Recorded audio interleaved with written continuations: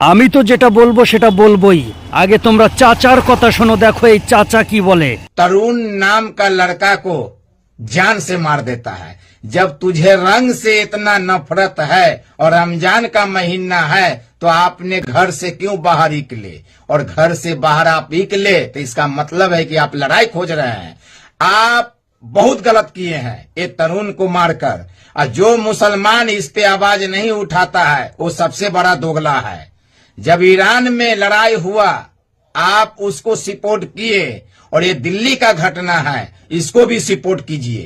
गलती इस मुसलमान का है, वो तरुण भाई को जान से मार दिया। 20 से 25 आदमी जाके घर पे एक थोड़ी सी रंग की वजह से।